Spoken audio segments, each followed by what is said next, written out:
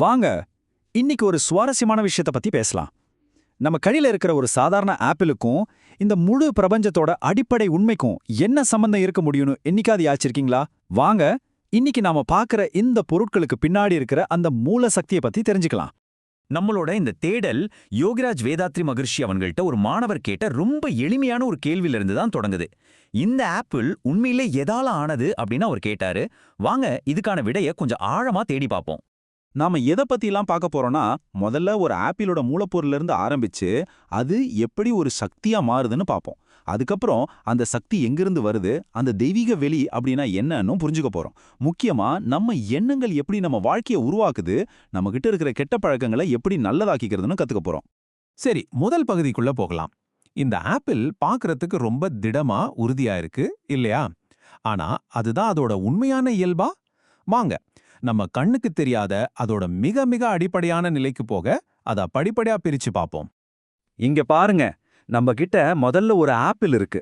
அறிவியல் ரீதியா பார்த்தா அந்த ஆப்பிளை உடைச்சிக்கிட்டே போனா அது கோடிக்கணக்கான சின்ன சின்ன அணுக்களால ஆனதுன்னு தெரியும். சரி, அந்த அணுக்களுக்கு உள்ள போய் பார்த்தா என்ன இருக்கும்? அங்க அதிர்ந்துகிட்டு இருக்கிற ஆற்றல் துகள்கள் தான் இருக்கும். ஆப்பிள் மட்டும் இல்ல, இந்த பிரபஞ்சத்துல நீங்க பார்க்குற எல்லாமே, நாம, நீங்க, இந்த மலை, கடல் எல்லாமே இந்த ஆற்றல் துகள்களோட ஒரு வடிவம்தான். அறிவியல் இந்த ஆற்றல் துகள்களோட நின்னுடுது. ஆனா மகரிஷி இதுக்கும் ஒரு படி மேல போய் விளக்குறாரு. இந்த ஆற்றல் துகள்கள் தான் கடைசி உண்மையா? இல்லவே இல்ல. அது இன்னும் ஆழமான அடிப்படையான உன்னோட வெளிப்பாடு மட்டும்தான். அப்போ அந்த ஆற்றலுக்கு பின்னாடி என்னதான் இருக்கு? இங்கதான் நம்மளோட பார்வை பௌதீக உலகத்திலிருந்து ஆன்மீக உண்மைக்கு மாறப்போகுது. நாம பார்க்குற அந்த உலகத்துக்கு பின்னாடி இருக்கிற அந்த பரம்பொருளை பத்தி இப்ப பார்ப்போம். மகரிஷி அத சுத்த வெளி அப்படின்னு சொல்றாரு. சுத்த வெளினா ஒரு காலி இடம்னு நினைக்காதீங்க, அதுதான் பரம்பொருள். ஒரு உதாரணத்துக்கு ஒரு அமைதியான கடலை கற்பனை பண்ணிக்கோங்க. அந்த கடல்ல இருந்து ஒரு அலை உருவாகும்போது அது ஒரு துகள் மாதிரி நமக்கு தெரியுது. அந்த அலை அடங்குனதும் அது மறுபடியும் கடலாவே மாறிடுது இல்லையா? அதே மாதிரி தான் இந்த சுத்த வெளியில ஏற்படுற ஒரு இயக்கம் தான் ஆற்றல் துகள்கள். அந்த இயக்கம் நின்னுட்டா எல்லாமே மறுபடியும் அந்த மூலப்பொருளான சுத்த வெளியாகவே மாறிடும். இதுல இருந்து நம்ம புரிஞ்சிக்க வேண்டிய ஒரு முக்கியமான விஷயம் இருக்கு. நாம பார்க்கறதெல்லாம் வெறும் தோற்றம்தான். ஒரு ஆப்பிள், ஒரு மனுஷன், ஒரு மலை, இது எல்லாமே ஏங்கிக்கிட்டு இருக்கிற அந்த ஒரே சுத்த வெளியோட வேற வேற வடிவங்கள். உண்மை ஒன்னே ஒண்ணுதான், ஆனா அதோட தோற்றங்கள் தான் பல. எவ்வளவு அழகான ஒரு வரி பாருங்க. இது ரொம்ப தெளிவா விளக்குது. நாம பார்க்குற ஒவ்வொரு பொருளும், சந்திக்கிற ஒவ்வொரு நபரும் அந்த ஒரே தெய்வீக பிரபஞ்ச மூலத்தோட வெளிப்பாடுதான். சரி, இப்ப விஷயம் இன்னும் சுவாரஸ்யமா மாறுது. இந்த பிரபஞ்ச உண்மைக்கும் நம்மளோட எண்ணங்களுக்கும் என்ன தொடர்பு? நம்ம மனசு இந்த பிரபஞ்ச ஆற்றலோட நேரடியா இணைய முடியும். அதன் மூலமா நம்ம யதார்த்தத்தையே நம்மால வடிவமைக்க முடியும். மகரிஷி சொல்ற மாதிரி பிரபஞ்சங்கிறது வெறும் பொருட்களோட ஒரு தொகுப்பு இல்ல, அது ஒரு மிகப்பெரிய உணர்வு களம். எப்படி நம்மள சுத்தி வைஃபை சிக்னல்ஸ் இருக்கோ ஆனா நம்ம கண்ணுக்கு தெரியலையோ, அதே மாதிரி பிரபஞ்ச உணர்வும் ஆற்றலும் நம்மள சுத்தி இருக்கு. நாம அது கூட தொடர்ந்து பேசிக்கிட்டே இருக்கோம். இதோட அர்த்தம் ரொம்ப ஆழமானது. பகுதி கேட்கிறது, முழுமை வழங்குகிறது. இங்க பகுதிங்கிறது நம்மளோட தனிப்பட்ட மனசு, முழுமைங்கிறது அந்த பிரபஞ்சம் உணர்வு.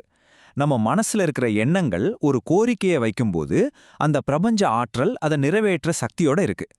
இது நம்மள ஒரு முக்கியமான கேள்விக்கு கூட்டிட்டு வருது. நம்ம எண்ணங்களுக்கு இவ்ளோ சக்தி இருக்குன்னா நம்ம மனசுல வர்ற எதிர்மறையான எண்ணங்களை என்ன பண்றது? அதை எப்படி நிர்வகிக்கிறது?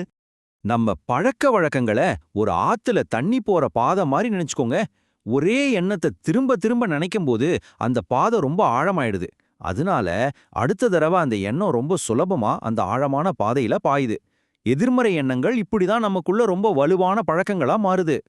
இந்த கெட்ட பழக்கங்கள்ல மாத்துறதுக்கான நுட்பத்துக்கு பேரு தான் சப்ளிமேஷன், அதாவது நல்லதாக்கிக் கொள்வது. பழையதை உருமாற்றி புதுசா நல்லதா மாத்துறது. இந்த நல்லதாக்கிக் கொள்வது ரொம்ப எளிமையான ஒரு வழிமுறைதான். முதல்ல நீங்க எந்த கெட்ட எண்ணத்தை மாத்தணும்னு நினைக்கிறீங்களோ அதை கண்டுபிடிங்க. ரெண்டாவது, அதுக்கு பதிலா ஒரு நல்ல நேர்மறையான எண்ணத்தை உருவாக்குங்க. மூணாவது, அந்த புதிய எண்ணத்தை விடாப்பிடியா திரும்ப திரும்ப பயிற்சி செய்யுங்க. போக போக இந்த புதிய பாதை வலுவாகி பழைய கெட்ட பாதை தானா மறைஞ்சு போயிடும். இப்படிதான் நம்ம மனச நாமளே மறுபடியும் வடிவமைக்க முடியும்.